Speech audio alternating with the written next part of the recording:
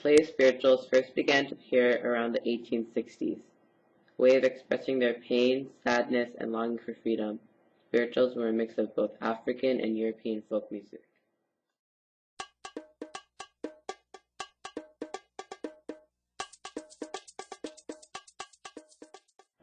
Although in the early days of slavery, many slaves opposed Christianity because Christians did not always treat slaves equally, eventually they found similarities between African folklore and biblical stories.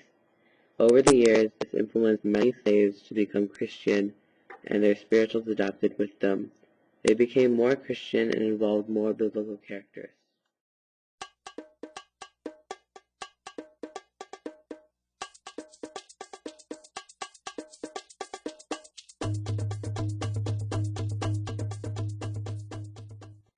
Slaves used spirituals for many reasons and events.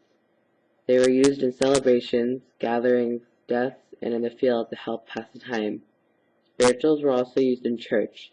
These church sessions were often held at night in secret.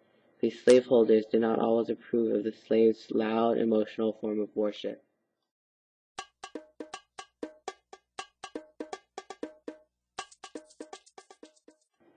Gatherings brought slaves closer together and helped the community bond. For slaves, the bond and friendship between community was important because it gave them the hope and the courage to find freedom.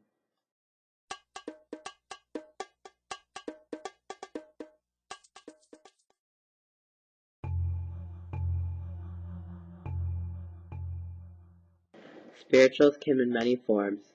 Some were even used by runaway slaves to help find their way to free states.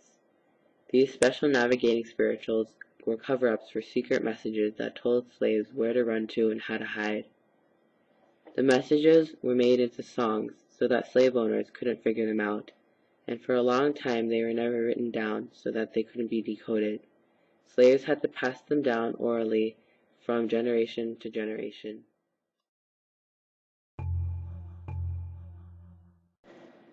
This is an example of a spiritual that led many slaves to freedom. Follow the Drinking Gourd is one of the most famous spirituals used in the Underground Railroad that is still remembered today. Read along as I say the meanings to the song. When the quails migrate south for the winter, follow the northern star to Peg-Leg Joe, who will lead you to freedom. Walk along the banks of the Tombigbee River and follow the dead trees marked with the sign of the conductor, Peg-Leg Joe. Continue to travel forward, following the path of the northern star. Where the river ends, travel over the hills to the next. Follow the northern star to where the Tennessee River meets the Ohio, and follow the northern star forward.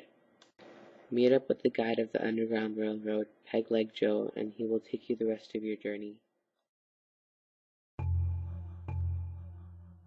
The songs, one planter explained, set the pace of the jobs being performed. Like their African ancestors, slaves created songs for nearly every job. Music made their long days of working at repetitive tasks easier.